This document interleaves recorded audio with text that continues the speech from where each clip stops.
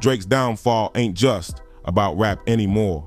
It's not about whether push-ups hit or if Not Like Us broke Spotify again. What's unfolding right now, it's way bigger than a diss track. Drake is spiraling, quietly but publicly.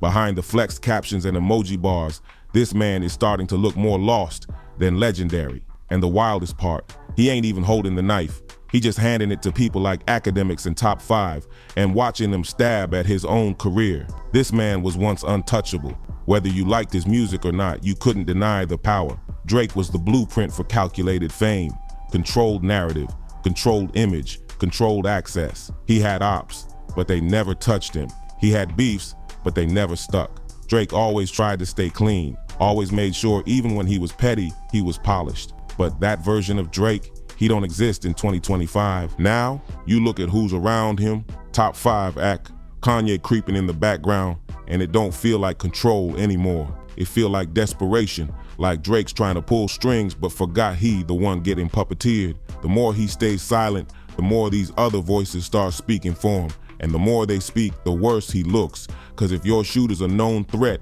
and your publicist is a Twitch troll, maybe you ain't the boss. Maybe you just scared. Let's discuss this Top5 situation, the ugliest part of Drake's current spiral.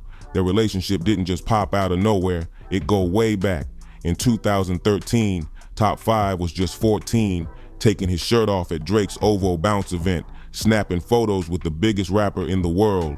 By 2016, Drake dropped the now infamous line, top 5, top 5, top 5 in Grammys. At the time, it felt like just a slick bar.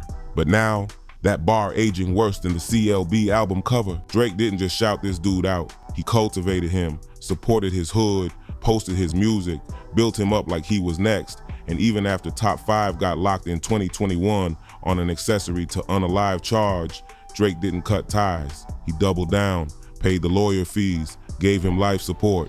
And when Top5 got out in 2024 after the case got paused, he went right back to calling Drake his big bro, saying he'd ride for him, crash out for him, and make sure Kendrick never touches Toronto. It's not loyalty, it's leverage. Drake fed this man for a decade, built him up from a clout-hungry teenager to a chaos agent with a mic and a mission. And now Drake can't shut him up even if he wanted to, cause Top5 don't just owe him, he owns him. He is the dirt Drake won't touch, the shadow Drake uses when he wants to scare people but keep his own hands clean. It's cowardly, it's obvious, and it's backfiring. You wanna know how we know it's backfiring? Look at the contradiction in Drake's lawsuit. This man is suing Universal and Kendrick's team over lyrics in Not Like Us, claiming the bars make him feel unsafe, that the song tarnishes his image and paints him in a dangerous light. He say it compromises his real life safety. That's what he's saying in the courtroom. But out here in real life, he's standing beside a man who was accused of unaliving a 23-year-old student, a man who brags about jail weapons, IG lives from inside prison, and threatening Kendrick by name. A man who goes on live stream saying, if Kendrick comes to Toronto, I'm getting him. And Drake ain't saying a damn thing about it, just smiling in blurry backstage photos like he not the common denominator. Let's not get it twisted. The cousin of the victim in Top5's case came out and said it directly. Drake, what are you doing? Why are you paying for this man's freedom? He said they used to look up to Drake. Now they sick. Their family lost someone to violence. And the most powerful rapper in the world used his money to help the accused beat the system and then went silent.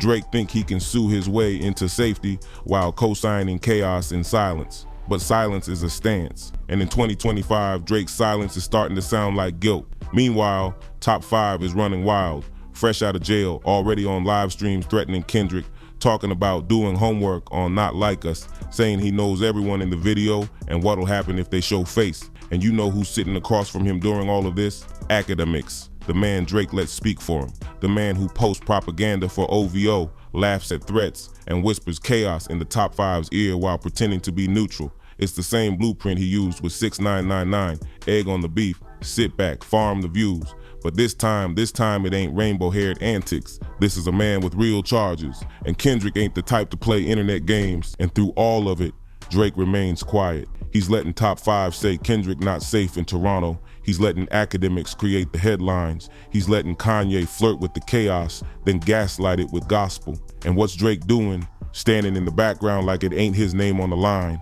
But it is. And the longer he plays dumb, the more people gon' start to wonder if he's not just complicit, but scared. Now Kendrick's about to touch down in Toronto, and the tension in the air feels like it could snap at any second. Not because Kendrick said anything reckless, not because he threatened Drake, but because Drake's silence is speaking louder than any diss. While Top 5 is out here making direct threats, saying Kendrick gon' need police escort, academics gassing it up like it's an inside joke, and the whole internet hanging on every move, Drake just sit back like none of it concerns him, like his name not tangled in every live stream.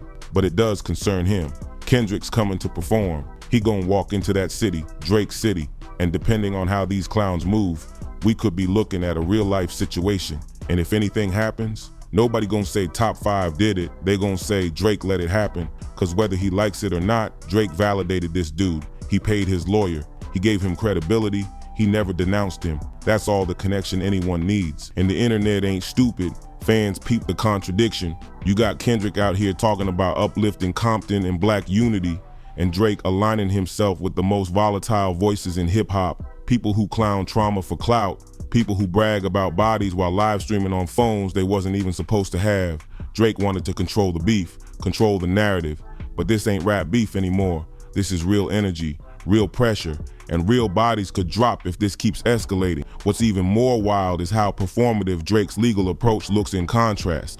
You suing Kendrick and UMG over a music video and some bars, saying they made me feel unsafe. Meanwhile, your shooter is on camera making real threats. Top 5 said Kendrick won't leave Toronto. He said the GG's got targets. He said he'll do homework on everyone and not like us. And academics out here stirring it up, throwing rumors that Kendrick got a secret video dissing Drake's hood specifically for the Toronto show.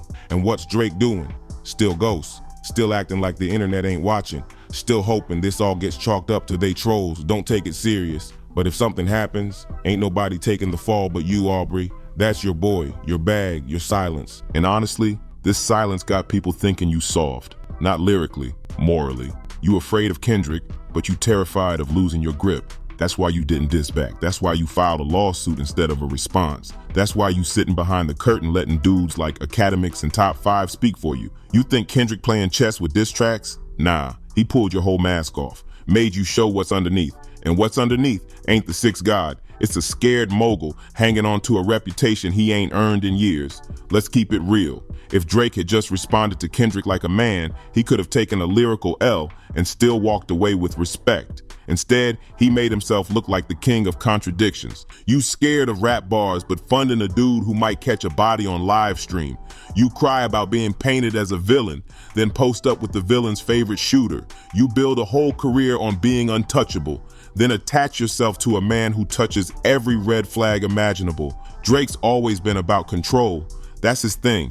Control the press, the features, the drops, the memes. But now, he don't control a damn thing. Academics got the narrative. Top 5 got the microphone.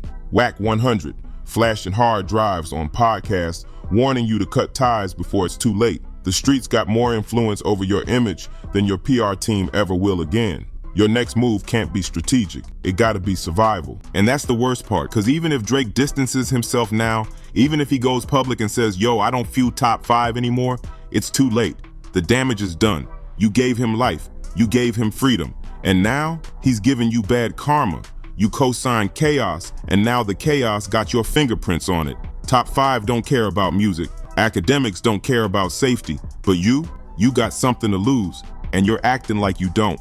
What Kendrick did to Drake lyrically, that was just the surface. What Drake did to himself by trying to dodge the smoke with these side plays, that's the deeper L. That's the L you don't recover from. Cause now every time Drake walks in a room, people gon' wonder, is he really that guy? Or is he just hiding behind crash dummies and cease and desists? This ain't how legends move. This is how scared men act. And that's exactly what Kendrick exposed. Not with bullets, not with bars, but with silence. He made the loudest rapper in the world go quiet, and when he finally did speak, it was through a lawyer. And that might be the softest ending to a rap titan we've ever seen.